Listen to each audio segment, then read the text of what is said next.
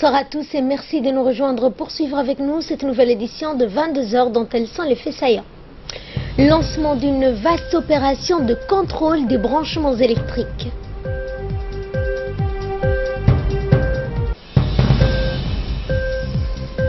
Et le comité exécutif du RPP a apporté une assistance matérielle aux sinistrés de Balbala. Au Venezuela, un nouveau bilan du parquet fait état de 10 personnes pillées hier en marge des manifestations contre l'élection des 545 membres de l'Assemblée. Bonsoir, c'était le sommaire. Merci de nous accueillir chez vous. Le ministère de l'Énergie, chargé des ressources naturelles, en partenariat avec le ministère de l'Intérieur et la forte implication de l'équipe de l'électricité de Djibouti et la police nationale, ont lancé ce matin une vaste opération de contrôle des branchements électriques dans les différents foyers de quartier 7. Eh bien, l'équipe de l'EDD a effectué plusieurs coupures dans les maisons qui consommaient l'électricité de manière frauduleuse. Cette pratique de consommation illégale de l'électricité est un risque pour les foyers ainsi que pour tous les voisinages. Objectif, sensibiliser la population djiboutienne afin qu'elle évite les branchements électriques frauduleux, ce qui est un risque donc pour les incendies. Cette campagne de contrôle de branchements électriques intervient juste après les incendies de Balbala et de certains quartiers de Djibouti qui avaient donc pour origine une consommation illégale et de branchements frauduleux de l'électricité. Cette vaste coopération a débuté tôt ce matin pour contrôler la régularité de branchements électriques et par la même occasion, cette opération a permis la saisie et l'arrestation des fraudeurs de l'électricité. Notons que la majorité des foyers où ont été découverts les branchements frauduleux de l'électricité étaient occupés par des familles vulnérables. Et rappelons que la fraude est un danger qui nuit à la sécurité humaine. Une opération similaire de contrôle de branchement électrique s'est déroulée ce matin à Balbala. Cette vaste opération de contrôle effectuée par l'équipe de l'EDD a permis plusieurs coupures d'électricité pour cause de consommation électrique de manière frauduleuse, ce qui constitue un risque d'incendie pour les foyers et pour les voisinages. Outre les coupures, cette opération a permis la saisie et l'arrestation des fraudeurs d'électricité. Rappelons que l'objectif de cette campagne lancée par le ministère de l'Énergie avec le soutien du ministre de l'Intérieur en collaboration avec les forces de police et de sensibiliser la population djiboutienne pour éviter les branchements électriques frauduleux, ce qui peut engendrer des incendies comme ce fut le cas il y a quelques jours de cela dans la commune de Balbala. Et cette déclaration faite peu après la campagne de contrôle de la régularité des branchements électriques à Djibouti et à Balbala, celle du ministre de l'Énergie, M. Yolis Ali Ghedi, le ministre qui annonce, vous l'entendrez, que cette campagne de contrôle va continuer et se déroulera quotidiennement dans chaque quartier de la capitale jusqu'à la fin du mois. Le ministre a ajouté que les fraudeurs de l'électricité constituent une menace pour la sécurité de la population et par conséquent toute fraude sera sévèrement réprimée selon le ministre et les auteurs seront traduits devant la justice. Voici ses propos. Chers compatriotes, suite à la multiplication des incendies au mois de juillet dans les différents quartiers de la ville de Djibouti et en se référant du dernier communiqué du ministère de l'Intérieur sur les causes des incendies qui ont été fréquents à travers les quartiers, les différents quartiers de Balbala et dans la ville de Djibouti. À cet effet, le ministère de l'Énergie, chargé des ressources naturelles, à travers l'EDD et en collaboration avec le ministère de l'Intérieur et plus précisément la police nationale, il a été décidé d'engager des campagnes de sensibilisation à l'échelle nationale afin de renforcer les contrôles sur les réseaux électriques ainsi que les installations des habitations à travers les services dédiés, associant ainsi toutes les autorités concernées, publiques et parapubliques. Aussi, dans cette optique, nous voudrons relever les pratiques et utilisations électriques dangereuses et de prendre les mesures réglementaires et judiciaires qui s'imposent à l'encontre des auteurs et aussi des fraudeurs, eu égard au danger que constituent les pratiques illégales sur la sécurité des concitoyens et de leurs biens, mais aussi à la responsabilité directe de leur auteur en cas d'incendie. Le ministère de l'Énergie appelle toutes les personnes concernées à respecter les conditions de sécurité électrique requises. Aussi, nous ajouterons à cela que les campagnes de contrôle s'effectueront durant tout le mois d'août, mais aussi ce sera des contrôles quotidiens qui ne s'arrêteront plus afin de combattre ces fraudeurs et qui mettent en péril la vie et les biens de nos concitoyens. Le ministère de l'Énergie va redoubler d'efforts afin de contrôler et de mettre en règle toutes les institutions, mais aussi tous les importateurs de matériel électrique qui seront bien sûr vendus en République de Djibouti. Nous vous en parlions en début de journal. Les membres du comité exécutif du RPP ont distribué ce matin aux sinistrés nouvellement relogés des ustensiles de cuisine. Plus de 100 familles ont pu donc bénéficier de ces dons. Plusieurs membres du comité exécutif du RPP, à savoir Ali Abdi Farah et le président de la commune de Balbala, M. Waberi Nour Eleye, des parlementaires et des élus locaux. Dans son intervention, l'ancien ministre et membre du comité exécutif du RPP, Ali Abdi Farah, a remercié le président de la République et les membres du RPP qui sont toujours aux côtés de leurs concitoyens, peu importe les catastrophes qui peuvent donc survenir à tout moment.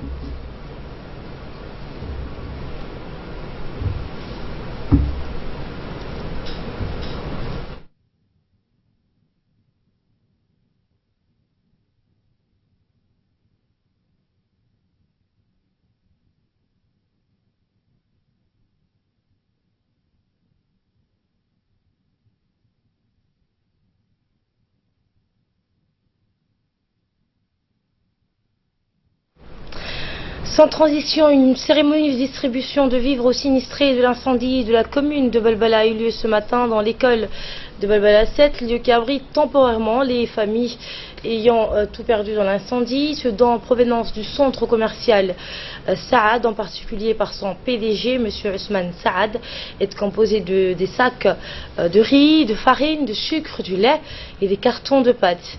Eh bien, ce don de vivres est destiné aux quelques 35 familles sinistrées qui sont pour l'instant logées dans l'école primaire de l'école Balbala 7. Le président de la commune de Balbala a remercié le PDG du centre commercial Saad et a qualifié ceci d'un acte social et patriotique auquel tous les Djiboutiens doivent participer pour venir en aide aux différents familles sinistrées de cette catastrophe. Le président de la commune de Balbala a rappelé que les autorités djiboutiennes sont et seront toujours aux côtés des sinistrés.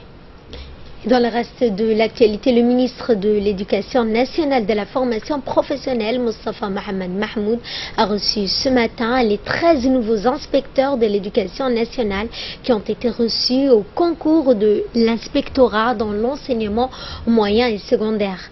Eh bien, les 13 inspecteurs disciplinaires s'apprêtent à s'envoler incessamment pour la Tunisie en vue d'une formation de 6 mois.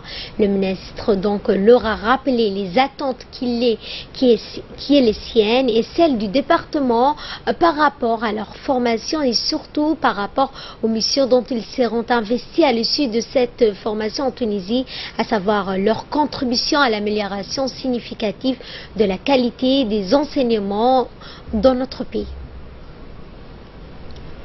Et dans un tour de table, les nouveaux inspecteurs ont remercié le ministre de l'Éducation nationale et les hauts cadres du ministère pour leur soutien. Ils se sont dit déterminés à s'acquitter de leurs tâches avec dévouement et professionnalisme. Ici, au ministère de l'Éducation nationale, nous avons eu une réunion avec son Excellence, le ministre de l'Éducation, M. Mostafa, avec le secrétaire général. Et cette réunion a été très fructueuse puisque nous avons eu toutes les informations qu'il fallait avant notre départ en Tunisie, prévu ce 3 août. Comme nous allons être reçus, il y a certains du ministère qui vont nous accompagner, donc tout est pris en charge correctement et je crois que là on est tellement rassurés et en prime nous avons des formateurs rien que pour nous seulement. Dans le cadre du projet d'alphabétisation mis en place par le ministère de la Femme et de la Famille, donc a organisé ce matin un concours de recrutement de futurs alphabétisateurs en langue locale. Objectif étant la réduction du taux d'analphabétisme chez les femmes et contribuer à l'autonomisation de ces dernières. Le ministère de la Femme et de la Famille a projeté d'alphabétiser avec l'appui du MENFOB et du secrétariat d'État aux affaires sociales, d'instruire ainsi plus de 36 000 femmes sur 3 ans à raison de 12 000 femmes par an. Cet atelier a concrétisé cet engagement et le ministère a procédé par étapes. D'abord, nous avons jugé utile, avant de lancer la phase générale, de mener une phase pilote. Pour cela, 3 sites ont été ouverts dans la commune de Balbala et dans la commune de Debolaos. 180 apprenantes ont suivi pendant une période de 8 mois des cours d'alpha en langue nationale. Également dans l'actualité, dans le cadre du 40e anniversaire de notre indépendance, la radio-télévision de Djibouti avait réalisé une émission intitulée Talents cachés, diffusée sur nos antennes. Une cérémonie de remise de prix aux 3 premiers lauréats s'est déroulée dans la salle de réunion de la RTD en présence du directeur général et des principaux responsables de la radio-télévision de Djibouti, dans le directeur du programme et le directeur de l'information. Eh bien, cette émission qui mettait en valeur les talents cachés des Djiboutiens a été suivie par de nombreux Djiboutiens sur le petit écran. Eh bien, danse moderne, création artistique, dessin, peinture et tout autre talent ont été exposés au grand public. Les 3 lauréats ont donc reçu ce matin des prix. Et juste après la remise des prix, les lauréats de l'émission Talents cachés ont réagi et ont manifesté leur joie. Ils ont aussi remercié la RTD pour l'organisation de cette émission.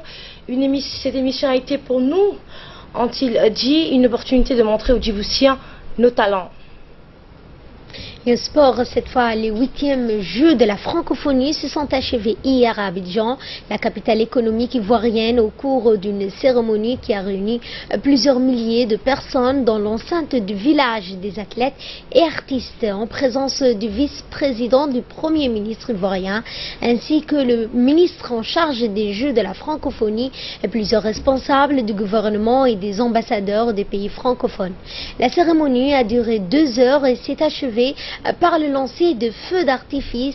Après donc le passage de quelques artistes ivoiriens, les organisateurs ont offert une fresque géante réunissant plusieurs centaines d'artistes. La cérémonie a été aussi marquée par le défilé des 53 délégations participantes à ces Jeux.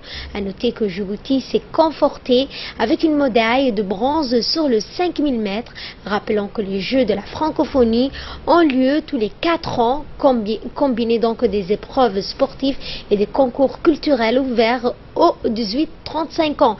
Il vise aussi à promouvoir les talents de la jeunesse francophone. Les 9e Jeux de la francophonie doivent se tenir dans la province canadienne du Nouveau-Brunswick en 2021.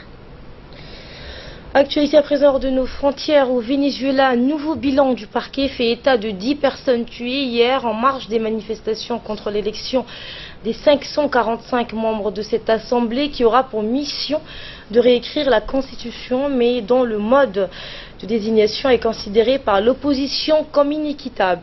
Les violences de dimanche portent en tout cas à plus de 120 morts, le bilan de 4 mois de mobilisation pour réclamer le départ de Maduro, accusé de vouloir se cramponner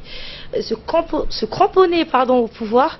Si le pouvoir vénézuélien parle d'élections sereines, les États-Unis ont promis dimanche de prendre des mesures fortes et rapides à l'encontre de son gouvernement face à un scrutin critiqué sur la scène internationale.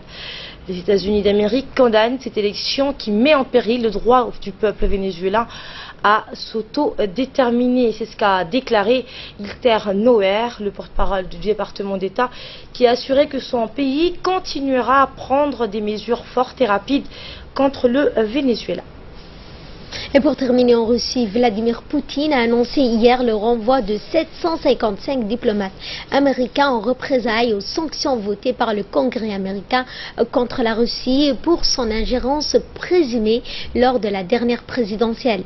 2 jours après, la Chambre des représentants, le Sénat, a adopté jeudi à la quasi-unanimité 98 contre 2, un projet de loi dénoncé par Moscou, mais aussi critiqué par l'Union européenne parce qu'il risque d'affecter les entreprises européennes et à long terme ses approvisionnements en gaz russe. Le texte, qui sanctionne aussi l'Iran et la Corée du Nord, vise à punir Moscou notamment pour son ingérence présumée dans l'élection présidentielle américaine de l'année dernière, au sujet donc de laquelle une enquête est en cours aux États-Unis.